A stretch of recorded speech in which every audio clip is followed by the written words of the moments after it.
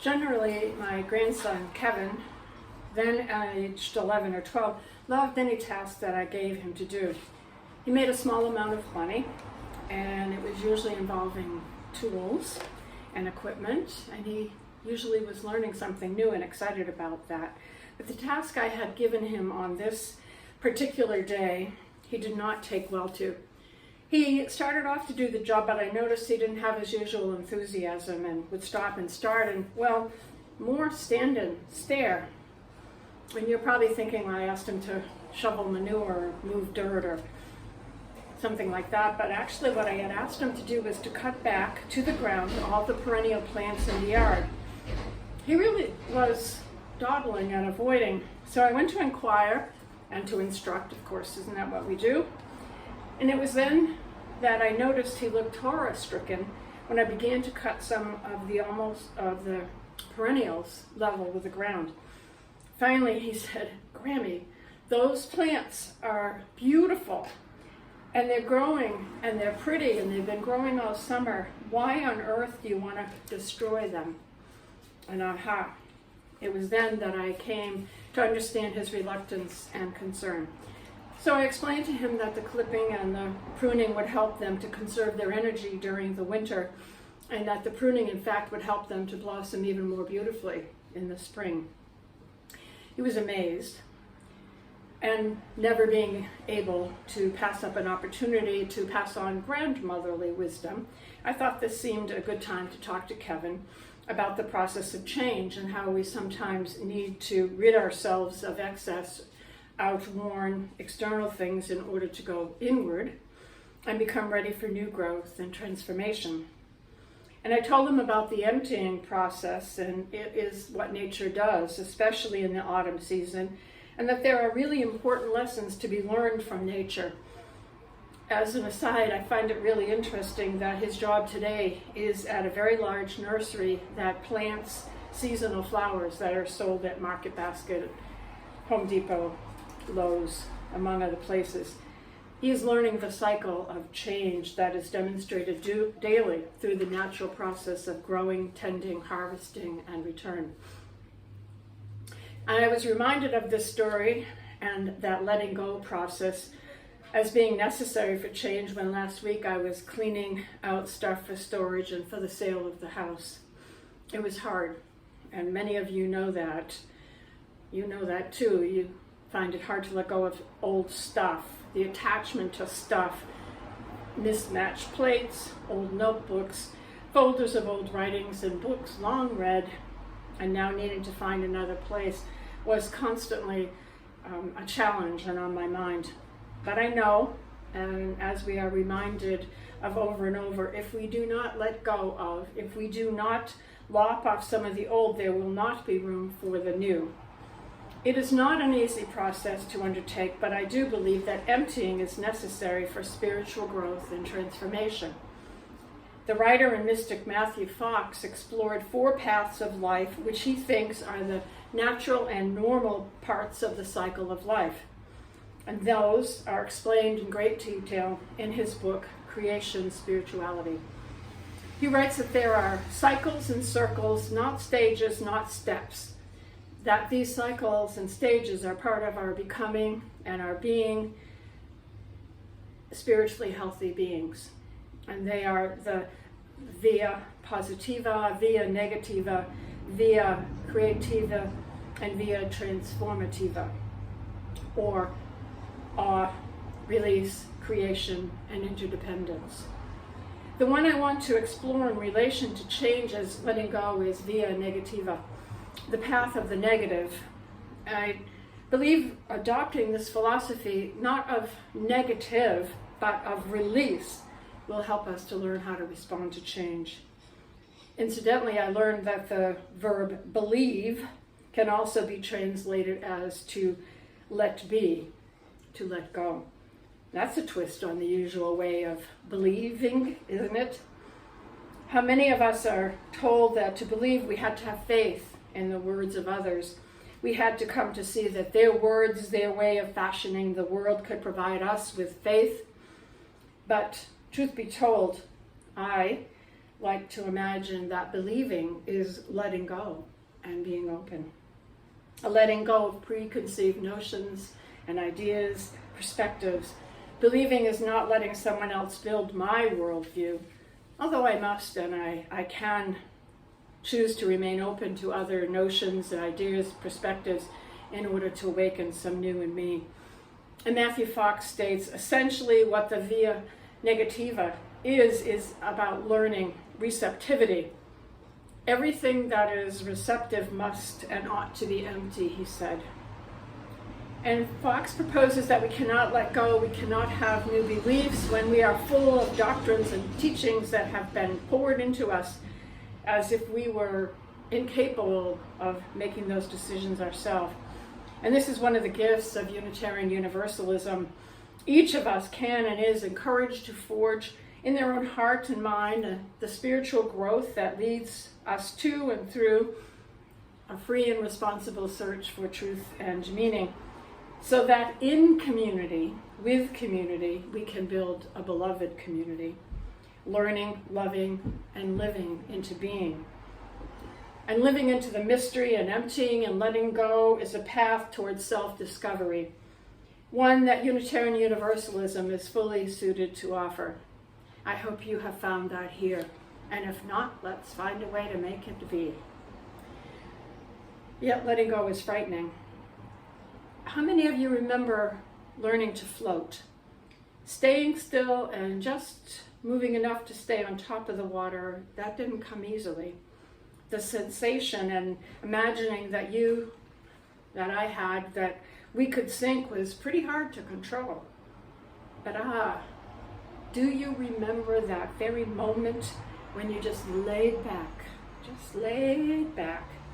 and trusted the water to hold you?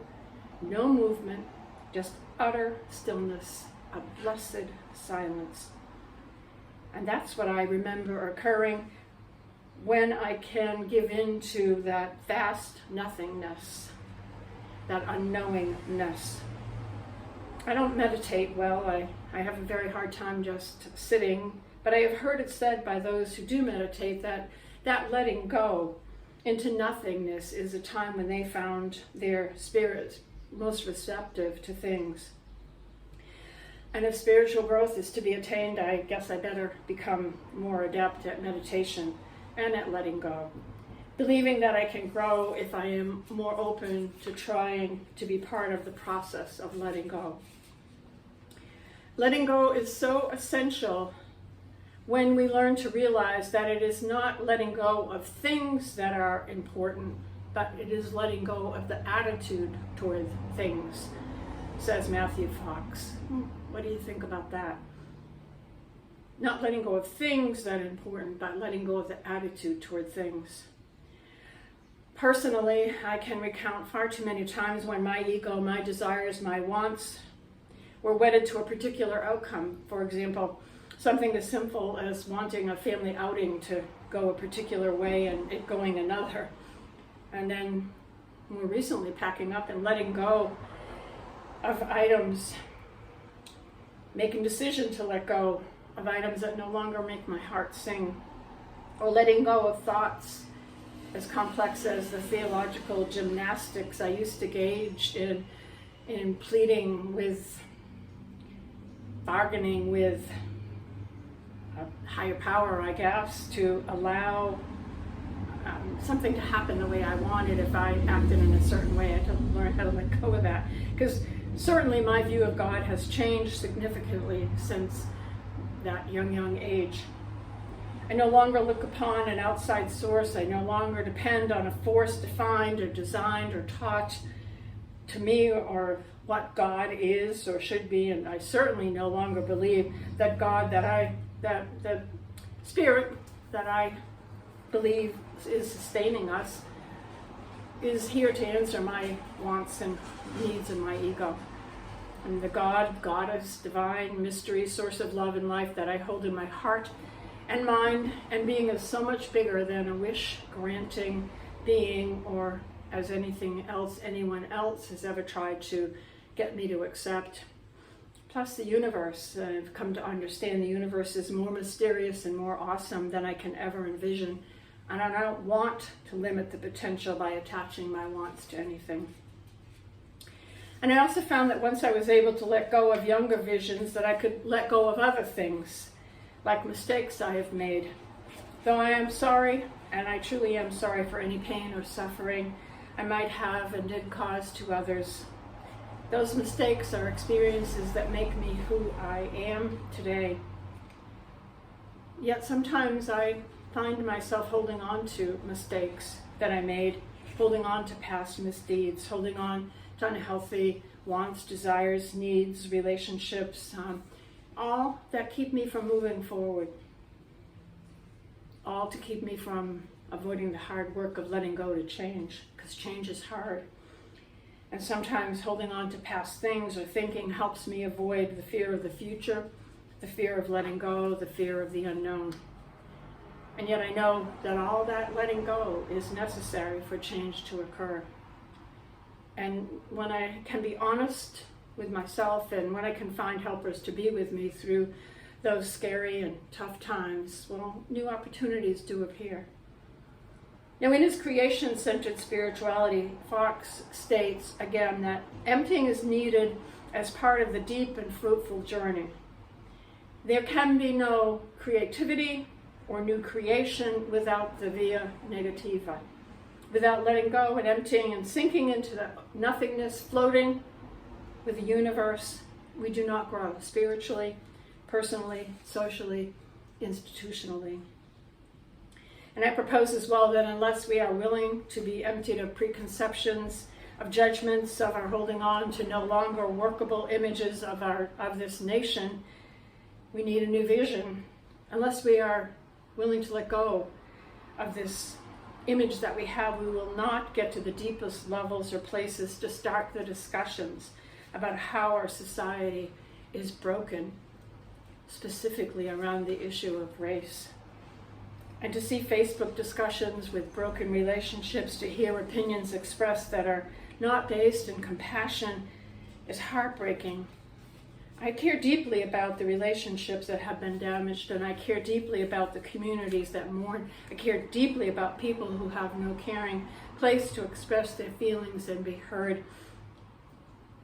And I want South Church to be the place where you can come and hurt and feel and let go and know that you're going to be held in love and in care and compassion. I want that. I want that to happen. And I want this to be a time of a deep journey for our nation, for us as people, and us as South Church.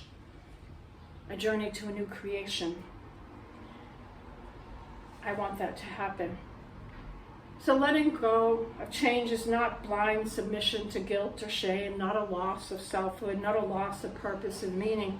Rather, it is being open to a new fullness.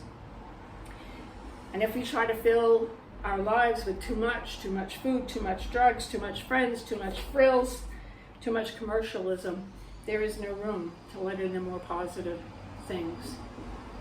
And through my move and the closing of the home I lived in for nearly 30 years, I've had to pay attention to what I needed to be emptied of. And I urge you to pay attention to your own changes and need for changes and be willing to let go, to become empty, to believe and let go of your preconceived images and ideas. And who knows what mystery and magic may appear. But I can tell you this, I'll be here for you. I'll be here through all your transformations, all your changes. You are beloved. May it be so.